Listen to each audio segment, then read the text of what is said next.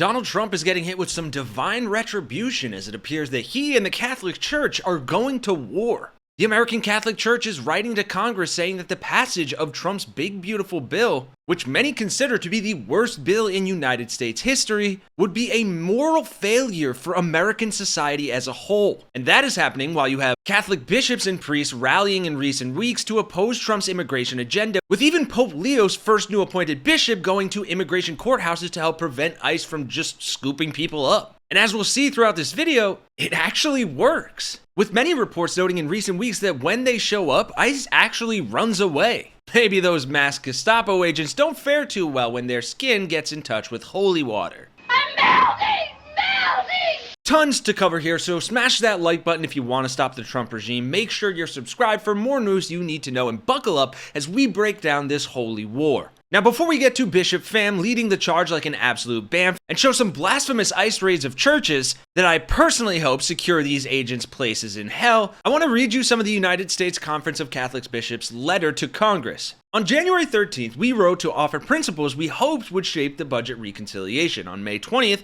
we wrote to offer a comprehensive analysis of the House version of the One Big Beautiful Bill Act. In advance of the Senate's consideration of this package, we write to offer our perspective on how this bill impacts the common good. Pope Leo recently spoke to legislators on their responsibility to the common good. He said this would mean, for example, working to overcome the unacceptable disproportion between the immense wealth concentrated in the hands of a few and the world's poor. Those who live in extreme conditions cry out, make their voices heard, and often find no ears willing to hear their plea. This imbalance generates situations of persistent injustice, which readily lead to violence and sooner or later, the tragedy of war. Sound politics, on the other hand, by promoting equitable distribution of resources, can offer an effective service to harmony and peace both domestically and internationally. And the bishops go on to give their thoughts and suggestions on a number of elements of the bill, capping the whole thing by saying, we urge you to remain consistent in protecting human life and dignity by pursuing a better way forward that protects rather than harms poor and vulnerable people.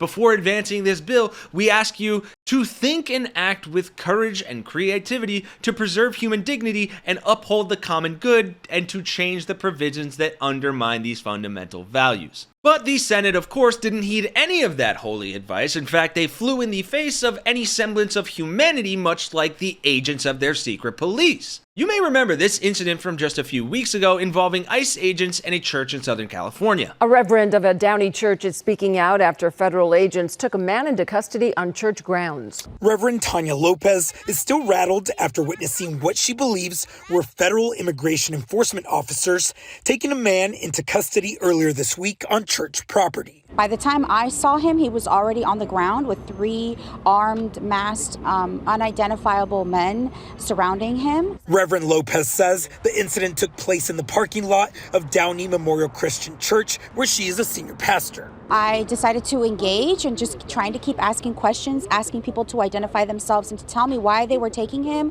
where was the warrant, how can he identify himself, and it was unfortunate that I didn't get any answers and they did end up taking the man away. The Reverend says the men only identified themselves as police and tried to stop her from asking questions. It is unacceptable to go onto church property and take someone from that church and then basically not identify themselves, not say anything, and cause real harm. Congressman Robert Garcia urges residents to stay alert and protect one another. People in this community should know what their rights are, and that's inclusive of any space that's not a public space. Right, and all of this as Bishop Pham appears to be leading the charge. And he, notably, is Pope Leo's first appointed bishop, and he came to America as a Vietnamese refugee 40 years ago. With Bishop Pham saying that government lawyers approached him when he went to court to tell him that they're unsure about the morality of their action. CBS 8 in San Diego and others were there, and they are reporting that due to Bishop Michael Pham's presence in the courtroom, in effect, cases of migrants were postponed. Nobody was deported. Nobody was grabbed. Nobody was attacked by ICE agents. They would not go near the bishop. Let me share with you what went down as Bishop Michael Pham, auxiliary bishops and priests in the Diocese of San Diego. Here they are celebrating Mass before joining migrants in federal court. Pham was the first bishop in the U.S. appointed by Pope Leo XIV. Bishop, can you tell us what happened inside? As we walked toward the hallway, and there ICE agents who were standing there covered with masks as we walked toward the courtroom, and eventually the ICE agents kind of scattered and went away. I suspect that no wonder people were in fear of coming to court, and we were in one of the courts. The person supposed to show to court did show up, and I kind of understand why, because obviously ICE agents were waiting in the hallway to, you never know what the decision had been made, and a person can be deported, being taken. The judge gave the clients time and people time to gather the information and doing the things that they need to do. And so that was good to see. Now, here is another video right here of residents in San Diego. This was a few weeks back as well, in early June, basically pushing back on these ICE agents and these federal military, almost look like a paramilitary group. Watch what happens when the community confronts them. Play this clip. Shame! Shame! Shame! Shame! Shame! Shame! Shame! Shame! Shame! Shame! Shame! Shame! Shame!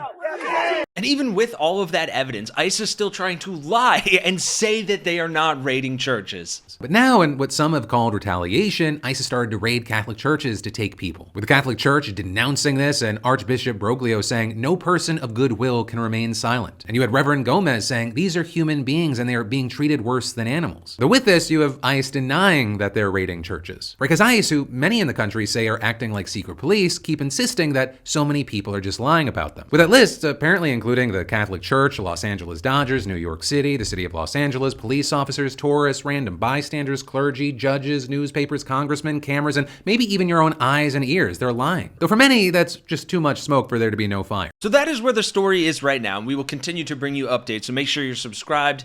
Drop a like on the video, hit the bell notification. But I want to pass the question off to you. What do you guys think of all of this? Personally, I'm not very religious, but I think it is fantastic to see faith leaders and leaders of the Catholic Church and even the Pope standing up to Trump and his inhumane practices and immigration policies. I think this is the sort of compassion and empathy that we need more of in this country, regardless where it comes from. And frankly, nothing would turn me into more of a believer than watching God smite Donald Trump, as he so damn well deserves to be. Thank you all again for watching and supporting. You are the best audience in the world, and thank you for getting us so close to 600,000 subscribers. Let's keep chugging along and keep making this world a better place. For Really American, I'm Kenny Hesse. I'll see you guys in the next one.